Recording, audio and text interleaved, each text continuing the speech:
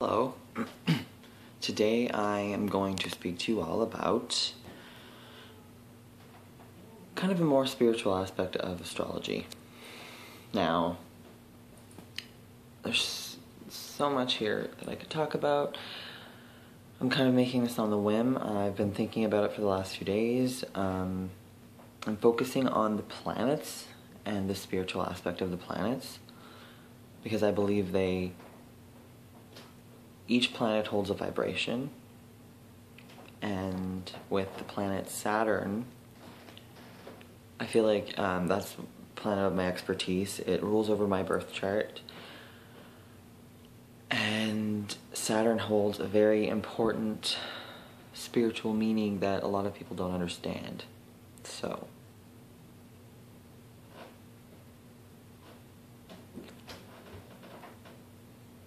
with the 7 original planets come a spiritual evolution, and to go back like a long time and find a lot of deep spiritual, Kabbalistic, ancient knowledge on astrology and spirituality, there's a connection between the 7 chakras, the tree of life, and the planets of the zodiac. And a lot of people kind of bring this up and kind of create their own planets in order of the 7 chakras. But in fact, there is documentation of at least a few hundred years old, probably older, of painters and psychics that connected with this ancient knowledge of which planet aligns with which chakra. So, there is definitely a deeper esoteric meaning between each of the planets. Now, when it comes to spiritual people and spirituality, some people that get into spirituality are born into their life as what some people would call a light worker, an indigo child, a star child, something along those lines. This is definitely a real thing, and people are being born into this life with higher frequencies, and you can see this in their auras. Some people come into this life with a karmic connection to astrology. The thing with astrology is it is a circular, patternistic spiritual system. And different signs and different kinds of people are more likely to be a match to astrology. I am of the belief and agreement with all of the astrology books I've read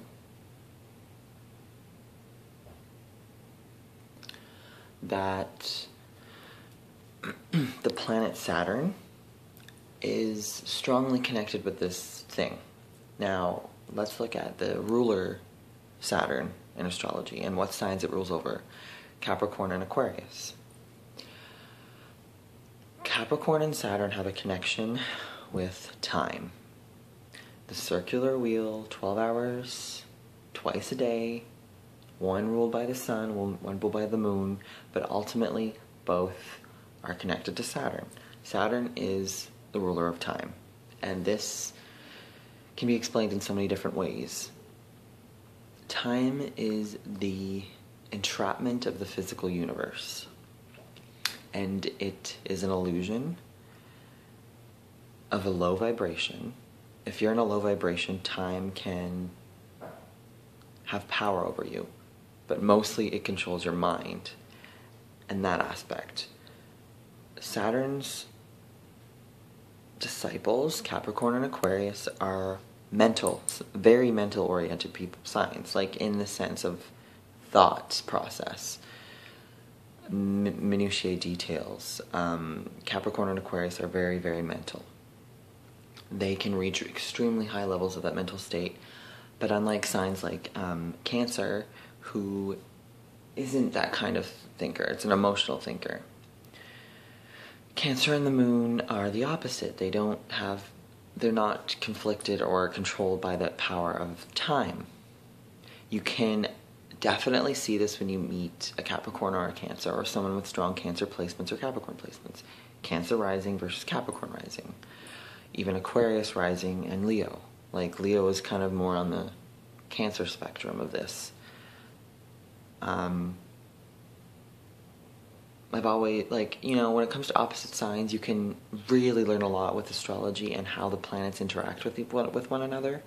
Basically, I believe if a certain planet is ruling your chart, that planet has a lesson for you. And I believe that the signs of the zodiac are in opposition to that planet. Meaning, as a Capricorn rising, say, you have a personality that is diametrically opposed to the planet Saturn. And this is why Saturn holds the reputation of being so difficult, because, well, every planet's difficult. It's something we have to learn. So Capricorn would come into this life, I believe, needing to learn about overcoming the obstacles of Saturn. Now, I believe the overcoming of these planets is a very spiritual lesson, especially Saturn. If you overcome Saturn's limitations, it's very distinct, dense limitations of the physical world, you can become a spiritual guru. I am also of the distinct impression that Saturn placement in a chart is a very spiritual, karmic lesson. And overcoming that is one of the most important things in life.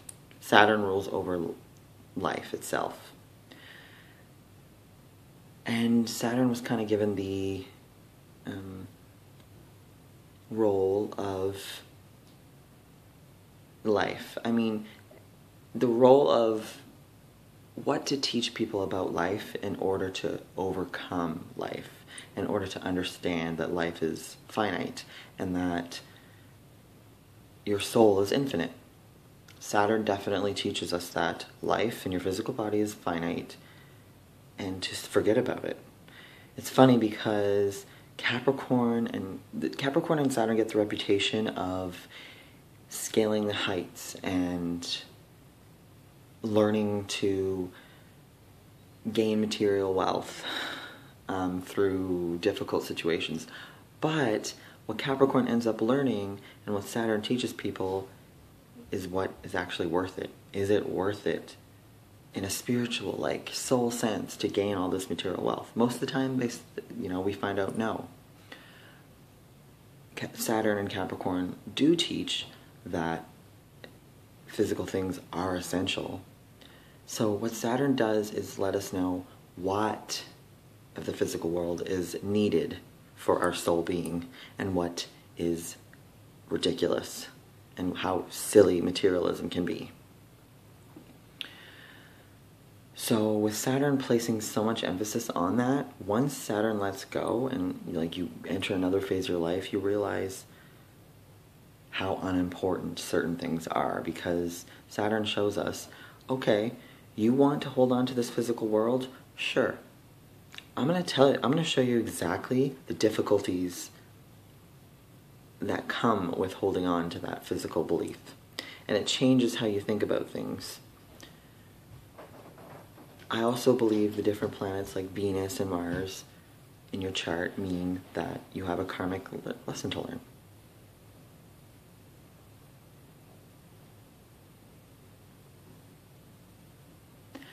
And that might be that if you have Venus in your chart that's really strong, it was because in your past life your Mars was overpowered, or you became more of a spiritually masculine soul. And then Venus comes in this life, making you want to become less that way. I also believe that it's interesting, especially, okay, let's go with the Venus and Mars and the sex relation. Venus and Mars in the chakra system rule over the solar plexus and the throat. And these are very will-driven chakras, and they rule over how you get your opinions across and how you affect things. And the reason why, and Mars and Venus are like that. Venus you could connect Venus with someone with a powerful voice that sings beautifully and draws you in. And then Mars with someone that is learning, this is like learning to be forceful to get what you want. And Mars kind of puts people in bad positions to kind of makes you desire things more. And then with the Mars, you fight for what you want. So you can actually tell someone with the Mars strong in their chart had a strong, overly powerful Venus in a past life, and vice versa. And now with Venus, it's really obvious because the planet Venus, you see someone that's overly sexualized, but it's like they repress that. And so in this life, they have to balance their own sex drive with their partners. So it's changing the focus on give me what I want to let us get what we want. It's to balance that out. And then someone with a strong Venus in a past life is learning in this life to become more Martian. And even the symbols for the planet Venus and Mars are basically a circle with a cross on top of it, or a circle with a cross underneath it. It's to balance that circle energy. Now in the chakras, what's in between the throat chakra and the solar plexus is the heart. That is what the sun rules over. So Leos in this life are, or someone with a strong sun, say on the ascendant, it's learning to find balance between everything, learning to love, learning to kind of let go of your mind, which is Mercury focused, or Uranus, or any other planet, kind of letting go of all the planets and returning to your center, which is the heart. And that's the reason why Leos have a lot of heart problems, because in past lives they forgot what it was to feel. And Leos do feel a lot, especially subconsciously. They don't like to express that they're feeling. That's a Cancer thing. Cancer is I feel. Leos do feel, but they are more about expression and beauty and romanticism. And the reason why is because the sun is in between Venus and Mars in esoteric astrology and in this belief system. And it's balancing those two qualities. I mean, it's balancing all the qualities. But it's finding a center of love between Venus and Mars. Venus and Mars don't really rule love like the sun does. The sun rules universal consciousness and love, and it's the source, kind of. It's the center of who we are. It rules over the heart, and it's really interesting. So the opposite of the sun and the moon are Saturn. Both of these placements. Now, the moon is actually the core of our physical being. The moon rules over our birth into the physical world. Cancer is reincarnation. Capricorn is the spiritual realm. Capricorn is learning Saturn's lessons and going into the ether. Cancer is really psychic because they just returned from that place and they're learning to enjoy things. The reason why like Cancers enjoy food and soft things is because they are their physical bodies are extra sensitive and they just love soft things and they love beauty in that sense. Capricorns are very philosophical, and it's because they are old souls. They've lived a lot of lives. They focused more on that. And one of the karmic lessons for Capricorn is to kind of overcome the physical, like they desire physical things, but they need to learn that that desire comes from something else. It comes from a spiritual place. So Capricorns see spiritual reality in physical things, because physical things are energy, just like everything else in the universe, but in a denser state. And Cancers are learning to love that. You'll see Cancers have good luck with physical things. Capricorns don't. Cancers are born psychic. Capricorns are spiritual because they are learning to return to the spiritual realm. And Saturn is the gatekeeper. Saturn is the gatekeeper for the 3 spiritual planets, the 3 Alpha, Omega, and beyond. The 3 wise men. Uranus, Neptune, and Pluto are the representative of the 3 Indian gods, Krishna, and the other ones that represent death, destruction, rebirth, really, really high energy waves that are beyond what we can see in the physical world. To get in contact with Uranus and Neptune and Pluto, you have to have a very, very high vibration of energy. Pluto is like in the middle. Pluto is like the total unphysical. That's why Venus and Pluto are opposite, because Venus is all kind of about enjoyment of the physical body, and Pluto is about, eternity, and saying, hey, whatever's physical is going to rot and then be reborn into something new. Venus is like, no, my body is beautiful, I'm going to live as long as I want to. And what you'll see is that Scorpios are born not wanting to die, not wanting to get older. It's because Scorpio is a very intense energy that it's karmic if you're born into a Scorpio life, that you are learning with a Scorpio sun to develop your Martian energies. Like Scorpios were born with strong libido. And in the past life, they were kind of more Venusian. So it's way too strong. So Scorpios need to find a spiritual outlet, not a physical one like Taurus. They're not supposed to gain wealth, although they're really good at it. Scorpios are good business people, just like Cancers, because their opposite signs are learning to be that way. But then, in this life, Scorpio and Cancer are supposed to do the opposite. So the order of the planets in elevation of the chakras is the moon. That is where we're born into the physical world. It is safety. It's our safety net. Cancers are experts of this. They're learning to find a safety net. So the first chakra is ruled by the moon, and it has a connection to Saturn as well, because Saturn is very grounding. But the moon itself brings us emotional connection. So 6 of the chakras have an opposite planet as well. So the second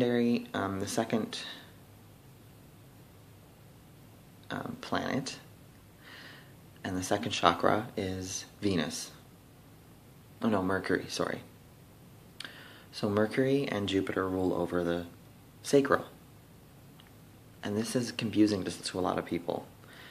And the word sacral, the sacral chakra, means sacred. And Jupiter and Mercury, sacred knowledge. Like Hermes and Zeus are the philosophers in completely opposite ways. But the sacral brings us joy and pleasure from sacred knowledge and sex. And sex it's more of an Eastern concept of what I'm trying to get at. In the West, we disconnect sex from sacredness, but sacred knowledge and sex and all that is very interrelated.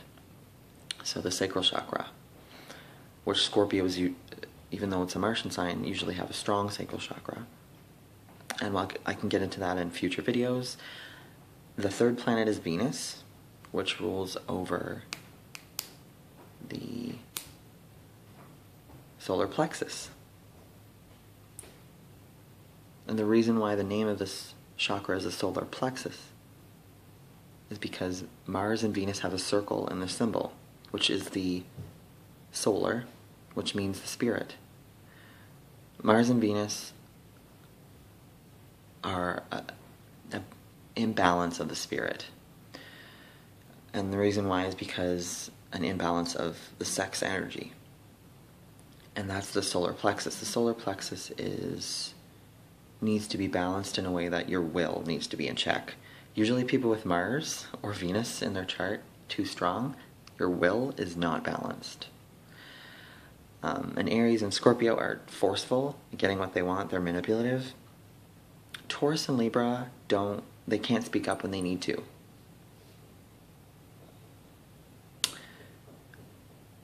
And I mean, if you're born as a Libra, you were probably an Aries in a past life, so you're learning to gain the perspective of trying to be fair-minded. But when a Libra gets angry, you can tell that they were an Aries in a past life. They are self-righteous. They're like, I'm right. It's their negative, infantile reaction. So Mars also rules the solar plexus. So basically, if you have a strong solar plexus in a past life, you were too Martian. You have too much Mars. Or in this life, your Mars there's something wrong, something imbalanced. The same with the other first two. If your root chakra, your base chakra, is too strong, the moon is influencing you in this life because Saturn was too strong in a past life. You learned Saturn's lessons. So in this life, the moon needs to come into play. The second one, Jupiter is too strong. Like if you have a strong sacral chakra, it's overpowered, too much energy is focused there, it would be Jupiter's too strong in your life. You're too focused on expansion and enjoyment of life. Now the fourth chakra, the heart, is ruled over by the sun. And yes, Uranus and the sun have an effect on this. If you're a Leo, then in past lives you probably had you probably have karma with Uranus. Uranus is too mental. Uranus has that influence on us. But Uranus ultimately teaches us high spiritual values. It's a very mental sign, but it's a psychic, intuitive sense. And the lesson ultimately of that intelligence is to feel from your heart, is to learn from your heart. So then if you're born with the sun, you have a connection with your heart chakra, your center chakra. And the next chakra is this one, to speak your truth. Some people would connect this with Mercury. I don't see Mercury like some people do. Yes, you use your mind and your thoughts, even though your mind in your chakras is down there, technically. Your mind is way further down. Your head kind of synthesizes your knowledge. But your throat chakra is speaking your truth. And by that, it's the high expression of your heart. But you can be too haughty and you can speak your truth too strongly. And that's why Mars rules over this, because Mars is teaching you when to be quiet. It also teaches you when to speak up, and you can be really overly talkative. Like in Aries has karma with this chakra for sure. And the throat chakra and Mars and Venus make sense. Taurus is a very Venus sign, and Libra and Taurus influencing your chart affects singers, and it can get you into singing and music and singing totally rule over the heart chakra, the throat chakra, and a few other things connected. I don't want to get too much into that, but the throat and heart chakra are connected with singers, and Mars and Venus rule over this area. So if you have a focus on the throat chakra in this life, you have past life karmic connections, or your perspective was too Venusian, too much Venus. So then in this life, Mars takes over. So the next planet, the brow chakra, is ruled by Jupiter. if in past lives you haven't learned the Jupiter connection, in this life you're going to have a strong brow chakra, third eye. Because Jupiter is visions, it's expansion, it's mind expansion, it's letting go of boundaries, and this chakra is totally all about that. And everyone, just like everyone wants more Jupiter in their life, everyone wants to know their wealth and luck and expansion, everyone wants to activate this one. And yeah, there's too much focus of these ones. To activate this, you need to have all the other ones in balance, though. And the crown chakra is ruled over by Saturn. And people with strong crown and brow, like up here, there's a lot of Cancers and water signs. Because, well, I mean, in this life, water sign people focus on these chakras. And in past lives, they could have been earth signs, which made them too grounded, so they need to learn to connect with their psychic senses. So, Saturn, a lot of Capricorns are born into this life, being very spiritual. A lot of indigo children. And their reason for coming here is to reroot themselves and to help out their fellow humans with their really high balanced knowledge. So Aquarius risings have very strong crown chakras. They're way too open. And it's a good thing, but you have to balance it out with the rest of the chakras. So I'll make a future video on this and explain to everyone where I got this knowledge and why I believe it's completely true. The 7 chakras are ruled by these 7 planets, and there's ancient paintings and certain books showing this. There's a huge encyclopedia of ancient knowledge that I'm going to purchase and read today that explains this. And it has a lot to do with astrology. Like, this is how astrology connects with this. And people are not using this kind of ancient knowledge, and they're saying that Pluto rules over the root chakra, or Uranus and Neptune rule over the crown chakra. It's not true. Uranus, Neptune, and Pluto don't have a chakra. Their effects are above the head and below the feet. Their energies are too non-abstract. They're too abstract. It's too infinite for us to be connected to our physical form. But yes, Saturn does rule over the root and crown chakras, just like the moon does rule over the root and crown. Jupiter and Mercury rule over the brow and the sacral chakras. And Mars and Venus rule over the throat and solar plexus. If you think about this, it makes sense. If you connect the signs with the body, it makes sense. And I'll really get into that. I'll have to show depictions of the body and how it lines up with your system. And even though, like, the head rules Aries, and you're like, and the throat, those parts of the body don't line up with the chakras. That's the physical body. The chakras are the ethereal body. Okay, thank you.